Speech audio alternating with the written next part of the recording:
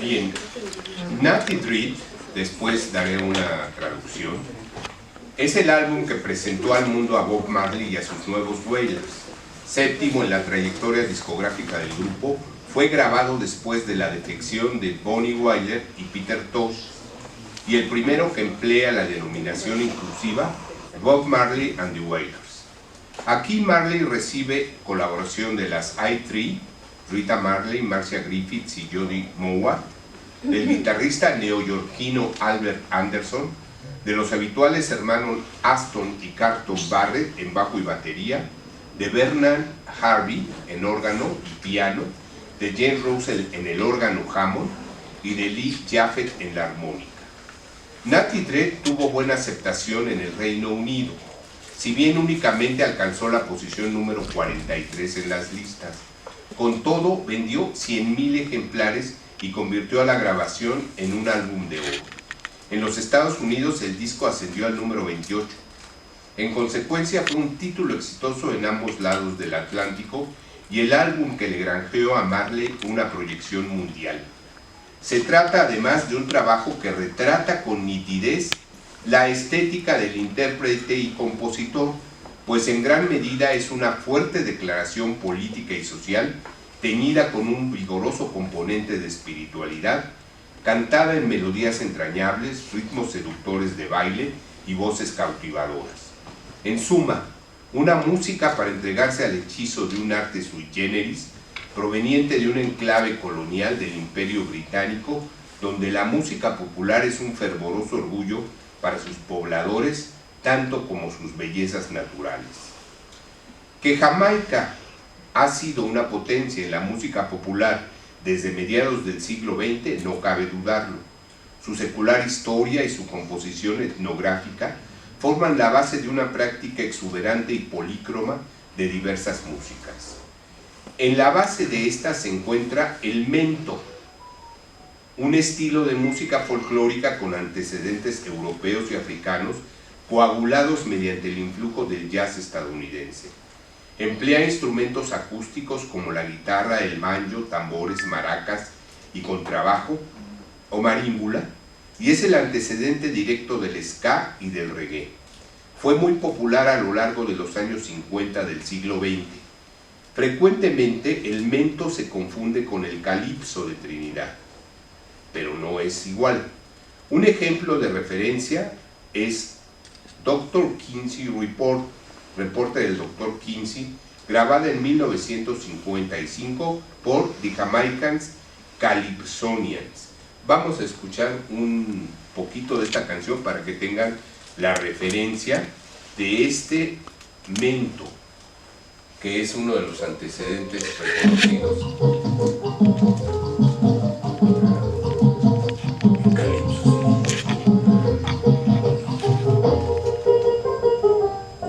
Yes, it seems Dr. Kinsey writes a big report all about my favorite indoor sport. In the past few years, he published big tales about the sexual behavior of a human being. Dr. Kinsey, is a children's sport. But it's Dr. Kinsey, kind of information for a big report. In the past 5 years, he has nothing to do. We gather information from volume 2 and volume 2, which they go by the name of a sexual behavior of a human being. Dr. Kinsey, is a children's world. Dr. Kinsey, kind of information for a big report. Yeah, questions along the road and right. El ska, cuya mayor popularidad se produjo a partir de finales de los 50, es una combinación de elementos del mento jamaiquino, el calipso y el rhythm and blues estadounidense. Se caracteriza por una línea de bajo acentuada en contratiempo y un tiempo acelerado. El más popular ejemplo es el éxito internacional de 1964, My Boy Lollipop, Mi Chico Paleta, de la cantante jamaiquina Millie Small. Vamos a escuchar un poquito.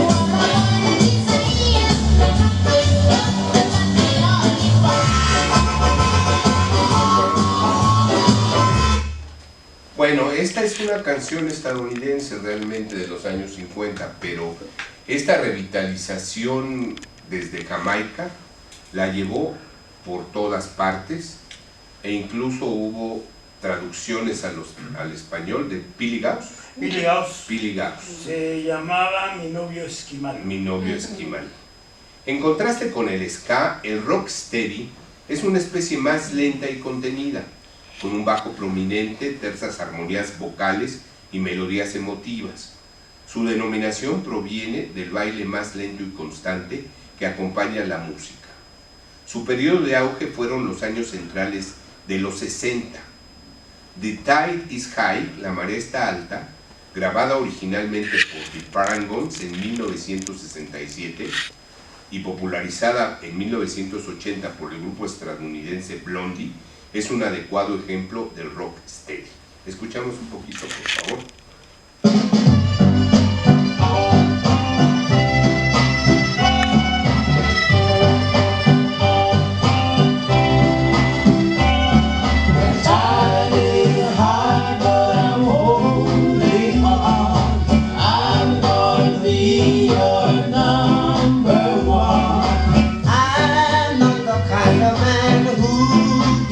Just like that. No, stop the things you do that really hurts me bad. But it's the way you do the things you do to me. I'm not the kind of man who gives up just like that. No, the tide is high, but I'm holding on. I'm gonna be your number one, number one, number one. Bueno, estos son algunos de los antecedentes más, digamos, notables del reggae. Examinamos ahora este género, que es un complejo formado a partir de elementos de las tres especies precedentes y la que mayor proyección ha alcanzado en lo internacional, caracterizada por un ritmo trepidante y una fuerte dosis de rhythm and blues. El reggae se integró velozmente a las corrientes principales del rock para vivir su época de oro entre 1969 y 1976. Como todas las especies musicales potentes y ampliamente difundidas, el reggae posee lejanos antecedentes. Juegos infantiles cantados de procedencia africana, el culto folclórico espiritista local denominado Pocomanía, la secta Rastafari fundada por Marcus Garvey, el estilo del rhythm and blues practicado en Nueva Orleans, popularizado al final de los años 50, y como marco social, tenemos que mencionar las estaciones radiofónicas de Canal Libre. Los juegos infantiles proporcionaron un acervo melódico. La liturgia Pocomanía, mezcla de cultos protestantes y africanos, aportó cantos, toques de tambores y bailes.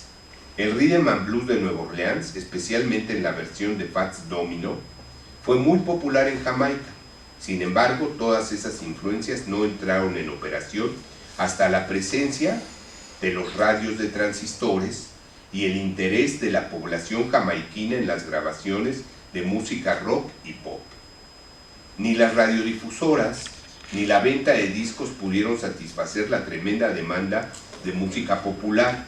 En consecuencia, nacieron algo que conocemos en México, los sistemas sonoros ambulantes, que eran operados por un solo individuo para recorrer las ciudades y el campo y así proporcionar música bailable.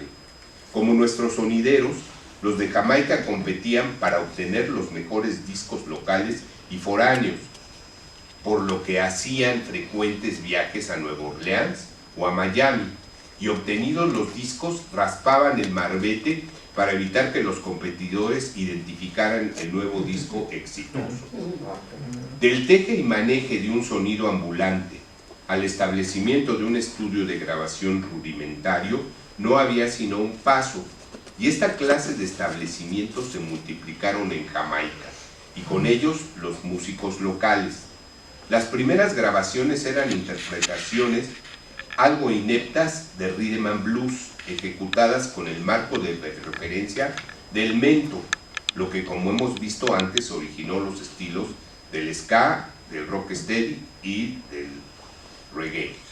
Una ligera variación en el ritmo del rocksteady o rhythm, término jamaiquino que abarca la mayor parte de la pista de acompañamiento, dio lugar a un subgénero de fugaz existencia, el pop-a-top, precursor directísimo del reggae. Un sonido similar a su nombre, era más vibrante y aflojaba el rhythm hasta el punto de permitir una mayor división rítmica. El gran exponente del pop-a-top fue un viejo conocido de los que escuchan rock, Desmond Dekker and the Aces. Fue una estrella principalmente del rocksteady, cuyo éxito internacional de 1968-69 fue Israelitas, que alcanzó el número 12 en Estados Unidos. Oímos un poco, por favor. Get up in the morning, slaving for bread, so that every mouth can be fed. Oh, me Israelites, get up in the morning, slaving for bread, so that every mouth can be fed. Oh, me Israelites.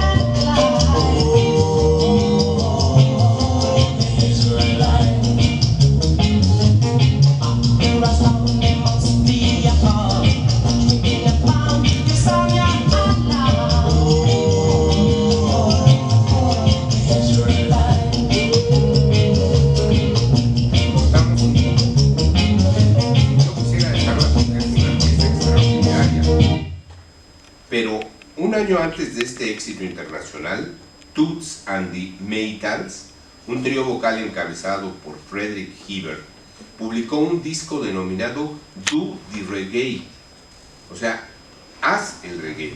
Y si bien ni siquiera los intérpretes sabían qué origen tenía el vocablo reggae, de acuerdo con la letra de la canción, reggae se refiere a un baile, la letra dice baila reggae, o a un sucedáneo de hacer el amor, quiero hacer reggae. La música jamaiquina, vamos a escuchar un poco de esta pieza que ya es prácticamente, ya nos hallamos en terrenos del reggae más conocido.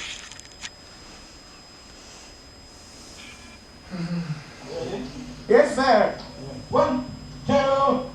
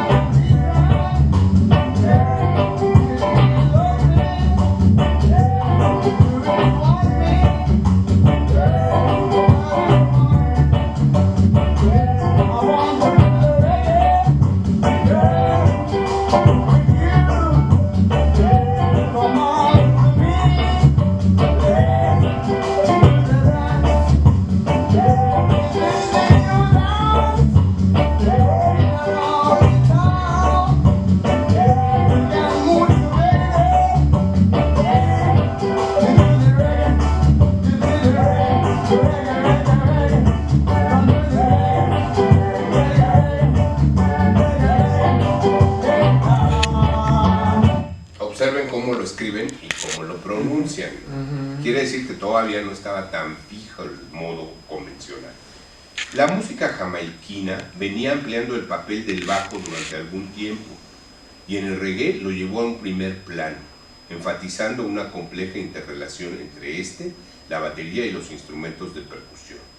El rhythm estaba plagado de silencios y hasta el día de hoy pocos no jamaiquinos pueden tocar el bajo del reggae con absoluta propiedad. El pulso llega a dividirse con una precisión de hasta 64 veces y abundan los ritmos cruzados. El bajo parece ser uno de los instrumentos principales, asumiendo frecuentemente funciones melódicas, y la guitarra se reduce a tocar acordes rasgueados o pequeñas respuestas. Los teclados y ocasionales secciones de viento se ejecutan con mucha frecuencia al estilo campirano, es decir, un poco desafinadas voluntariamente para engrosar la textura y darle un carácter. Es como nuestros mariachis. El estilo mariachero es desafinado, y si se afina como un músico de sinfónica, se pierde el sabor. En contraste con el Reino Unido, donde el reggae se vendía más que en la propia Jamaica, la popularidad del reggae en Estados Unidos hubiese sido muy limitada sin el impulso que le produjo la película del cineasta jamaiquino Perry Hensel, The Harder They Come, Cuanto Más Duro Vienen, estrenada en 1972, protagonizada por el cantante Jimmy Cliff, 1944, todavía vive. La banda sonora del filme es un muestrario de canciones reggae. La película, la histórica trágica de un joven rudo con talento musical, fue un éxito en Jamaica y tuvo muy buena aceptación en Estados Unidos, donde se convirtió en un clásico. Con realismo muestra las condiciones de explotación de los jóvenes músicos de reggae que sueñan con realizar una carrera artística, y a productores voraces y a toda clase de bichos que pretenden hincharse de dinero a sus costillas. De todos los músicos activos en Jamaica, entre los practicantes de la música popular, fue Bob Marley la figura más conspicua. Cantante sumamente carismático, de voz aguda y nasal, y compositor habilidoso, dotado con una facultad melódica admirable, logró proyectar el reggae por todo el orbe y otorgarle un extraordinario brillo durante su periodo de esplendor. Si bien Marley nació en Nine Mile, Jamaica, en febrero de 1945, su historia musical comienza en 1962, 16 y 17 años, cuando graba 2 sencillos para el productor Leslie Kong. Al año siguiente se forma el grupo The Wailers, con Bonnie Wailer, Peter Tosh, Junior Braithwaite, Beverly Kelso y Cherry Smith. Después de recibir un intenso asesoramiento por parte del gran vocalista Joe Hicks, se comprometen para grabar con el productor Coxsone Dodd, una de las grandes personalidades, que fue quien los condujo a su primer éxito local, Simmer Down, Calmarse, que arribó al número 1 en enero de 1964, vendiendo 80,000 ejemplares. Entre 1963 y 1963, los Wailers grabaron con Dodd más de 70 piezas, 20 de las cuales fueron éxitos locales en Jamaica, cubriendo un amplio abanico estilístico desde versiones soul y de doo-wop de Estados Unidos con acompañamientos de ska, hasta piezas que prefiguraban el rock steady y canciones reggae que Marley volvió a grabar en los años 70. Las naturales defecciones dejaron al grupo sin Braithwaite, Kelso y Smith en 1965. Sin embargo, en 1966 casó Marley con Rita Anderson, que pertenecía al grupo femenino Soulettes y más tarde a las I-Threes, pero que cantaba como solista por propio derecho y fue incorporada al conjunto. La conocemos como Rita Marley. Con el cambio de personal, los Wailers se convirtieron en un terceto vocal, grabando memorables canciones como Bend Down Low, Inclínense, éxito local en 1967 y regrabada para Natty Dread. Se considera que a partir de esta fecha comenzó la madurez musical de los Wailers y por primera vez produjeron canciones de atmósfera rastafari. Antes de eso, cantaban trajeados como si fuera un grupo de Motown, por ejemplo.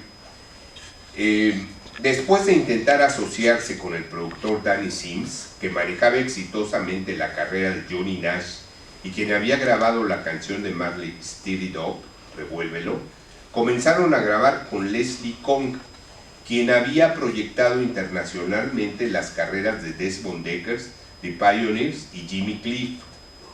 Para Leslie Kong grabaron varios sencillos y el álbum The Best of the Wailers en 1970, otro punto de partida de una nueva configuración de personal y principio de su éxito comercial. Fallecido Kong una semana después del lanzamiento del álbum, el grupo entró en contacto con el productor Lee Perry. Además se integraron nuevos músicos a los Wailers, los notables hermanos Aston y Carlton Barrett, encargados siempre del bajo y la batería. De acuerdo con la crítica local jamaiquina, la música de Bob Marley and the Wailers, realizada con Perry entre 1969 y 1971, representa posiblemente el apogeo de sus poderes creativos. Combinando brillantes nuevas canciones como Dopey Conqueror, Duppy Conquistador, Small Axe, Hacha Pequeña y Sun is Shining, El Sol está brillando, con definitivas reelaboraciones de materiales antiguos, apoyados por los innovadores ritmos de los Upsetters y la igualmente novedosa producción de Perla, este corpus artístico representa un punto culminante en la música jamaiquina y en esta medida fue el modelo para el éxito internacional de Bob Marley. Por esa época el grupo fundó su propio sello, Tough Gong, y después de las sesiones con Perry llamaron la atención del gran Chris Blackwell, quien ya por entonces era dueño y señor del sello Island Records, la más exitosa grabadora jamaiquina de proyección internacional. Blackwell era nacido en Jamaica, aunque de raza blanca.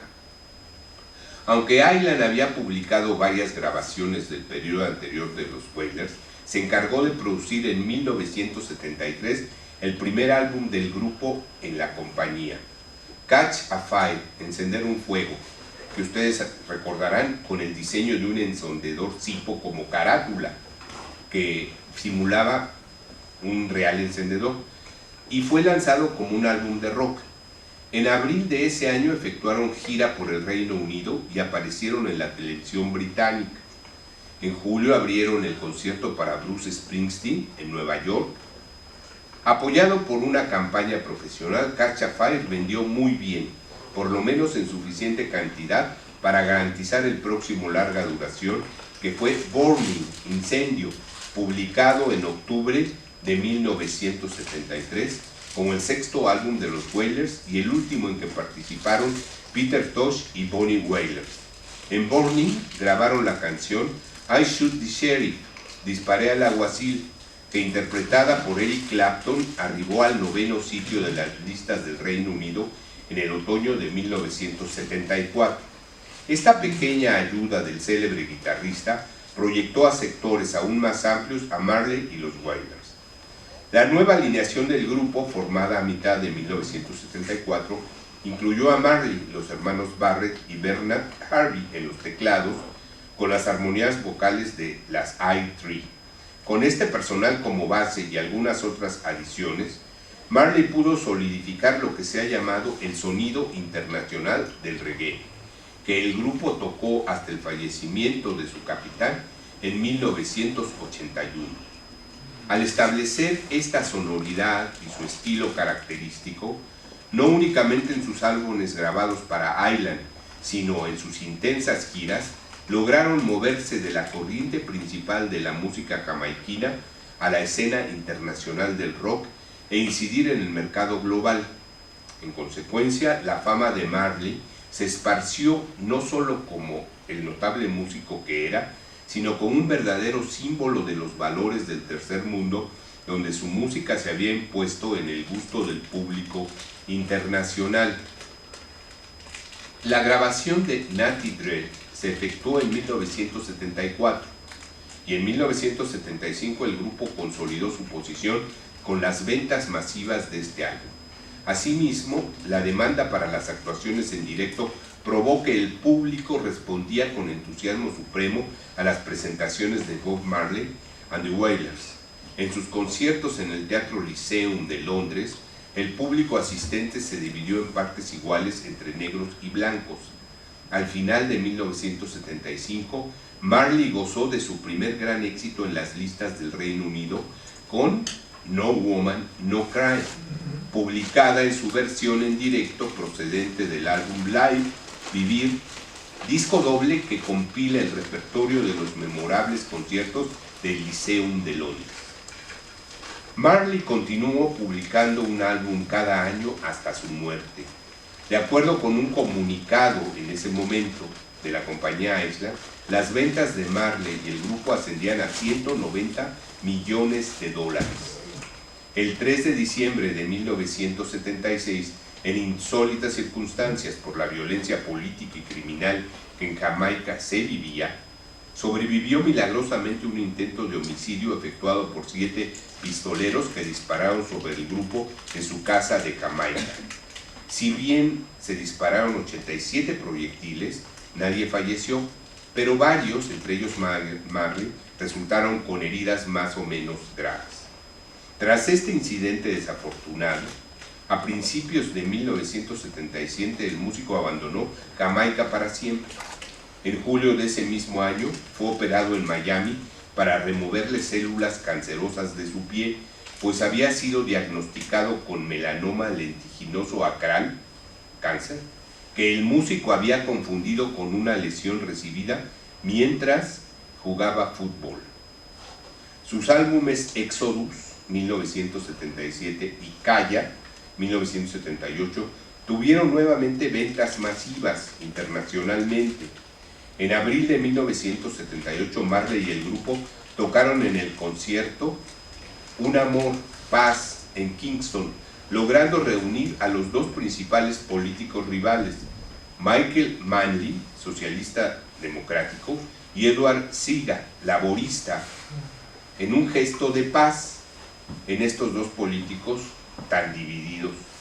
Posteriormente, el grupo efectuó una gira internacional que lo llevó a Estados Unidos, Canadá, Japón, Australia y Nueva Zelanda. Por otra parte, su sello Tuff Gong se encontraba en aceptable prosperidad y exploraba en el terreno de los nuevos talentos. Un nuevo álbum, Survival, 1979, teñido de panafricanismo, tuvo aceptación generalizada y ventas elevadas, especialmente en África. La canción Zimbabwe se convirtió en un himno en la lucha por la independencia de Rodesia y un clásico en la lírica africana. En la liberada Zimbabue, en 1980, el grupo ofreció un concierto con asistencia de 40,000 espectadores. Por el verano de 1980 su cáncer comenzó a propagársele y durante un concierto en el Madison Square Garden, Marley sufrió un grave desmayo. A finales del año comenzó un tratamiento con el discutido cancerólogo alemán Jochen Issel. Él pretendía curar el cáncer, quien para el 3 de mayo ya se había rendido por la gravedad del paciente. Marley falleció el 11 de mayo de 1981 en Miami, Florida, en Estados Unidos, a los 36 años, cuando su estatus de superestrella se encontraba en glorioso vuelo. Antes de proceder a la revisión del álbum y a los comentarios sobre las canciones, aludamos brevemente a dos fenómenos concomitantes que aclararán un poco más la estética del repertorio bajo examen. Primero, el término Rastafari. Con este vocablo se designa lo perteneciente o relativo al movimiento religioso, social y cultural originado en Jamaica, que se caracteriza por transmitir su doctrina mediante canciones, defender el consumo de marihuana y el uso de una vestimenta y peinado especiales. La doctrina del movimiento comprende elementos religiosos, el judeocristianismo, el hinduismo y la cumina del Congo, entre otros. Componentes de orden mesiánico, políticos como el panafricanismo, el afrocentrismo y la redención de la comunidad negra. Surgió en el decenio de los 30 del siglo XX, a partir de las ideas de Marcus Garvey, 1887-1940, un activista y político jamaiquino. El nombre Rastafari proviene de la manera de llamar al monarca Haile Selassie, I, 1892-1972, antes de su ascensión al trono imperial de Etiopía. Este señor se llamaba Ras Tafari Makonnen. Ras, jefe, cabeza; Tafari, creadora. A este noble emperador, cuyo árbol genealógico, se decía, llegaba hasta el rey Salomón, se le denominaba Rey de Reyes, y a él se le atribuyó una naturaleza mesiánica. Se pensaba que no solo liberaría a la gente de ascendencia africana, sino que los conduciría a una tierra prometida que ellos denominan Monte Sión, que es nada menos que Etiopía, una tierra de futura justicia divina y libertad absoluta. Si bien muchos seguidores de estas creencias fuman marihuana, que denominan ganja, y llevan rastas, en inglés dreadlocks, como prácticas rituales, votos o emblema de protesta, no es obligatorio usarlas para todos los simpatizantes y fieles. Enormemente sincrética, la religión Rastafari considera como divinidad a Yah, a poco de Yahvé. Sigue 12 mandamientos de naturaleza budista y considera que la gente negra desciende de los antiguos israelitas, pues Manelik I, fundador de Etiopía, fue hijo del rey Salomón y de la reina de Saba. Algunos rastafaris consideran a su religión como el cristianismo, con fuentes diversas, entre ellas las cristianas y las judías. Bueno, eso es por lo que se refiere a Rastafari en muy breve. El segundo elemento que quiero comentar, que nos sirve como referencia, son algunas características estructurales de la música negra de procedencia africana, dado que los que crearon esta música y el reggae son descendientes de aquellos africanos que llegaron a Jamaica por el tráfico de esclavos. Bueno, primera característica, ritmo y polirritmia. La música africana se caracteriza por ritmos complejos y polirritmia, lo que implica compases de acentuación irregular y superposición de ritmos diversos, lo cual crea una textura rítmica de gran dinamismo y en ocasiones una elaborada polirritmia. 2. Melodía y armonía. La melodía africana con frecuencia emplea escalas pentafónicas y heptafónicas, vale decir no temperadas como nosotros los occidentales, intervalos más pequeños que el semitono, y se caracteriza por adornos y fiorituras, algunas veces muy complejos con propósitos expresivos. Con frecuencia la melodía emplea palabras sin significado, pero con valor fonético. La armonía en el sentido occidental no existe. En cambio se maneja una armonía implícita, es decir, como superposición de líneas melódicas y ritmos, lo que produce una textura peculiar, armónica. 3. Ciclo y repetición. A menudo la música de África se basa en ciclos rítmicos y melódicos que se repiten y se repiten en variante. Esto es el fundamento de la continuidad y la unidad en su discurso musical. No tienen formas que podamos analizar como en las formas europeas, ni forma binaria, ni forma ternaria, ni forma sonata, ni suite, ni nada de eso. Bueno, improvisación es el cuarto elemento. Es parte importante de la ejecución de la música africana. Los músicos improvisan sobre patrones rítmicos y melódicos para exhibir su imaginación sonora y su habilidad técnica como ejecutante. 5. La estructura de llamada y respuesta. Esta forma, que se denomina ejecución responsorial, es común en la música africana. Un cantor ejecuta una frase y un grupo responde con una frase complementaria. De esta manera se puede establecer un diálogo que suele ser muy interesante, desde lo más elemental o lo más complejo. 6. El uso de los instrumentos tradicionales. Existe una variedad de instrumentos africanos, pero predominan los idiófonos, como el xilófono, y los membranófonos, que comprenden una gran variedad de tambores y timbales. Su empleo permite la creación de ritmos y melodías también de gran elaboración. 7. Por último, en la música africana se integran la danza y la religión. Por lo tanto, la música, la danza y la religión. La danza requiere de la música para completar su sentido cabal, y la religión utiliza la música para comunicarse con las deidades o entre los devotos. En consecuencia, música, danza y religión forman una trilogía inextricable.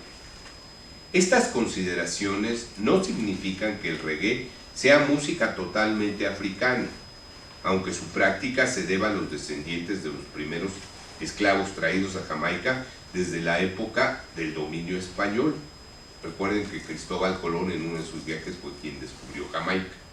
Sin embargo, estos rasgos, mestizados con otros repertorios de ascendencia negra asimilados, procedentes de los Estados Unidos, y los correspondientes componentes de la música europea, española e inglesa, que también entran en la fórmula, produjeron una música donde pueden escucharse en operación ciertos rasgos de la música africana en conjunción con un lenguaje de base occidental, como es, en primer lugar, el idioma y, en segundo lugar, la armonía.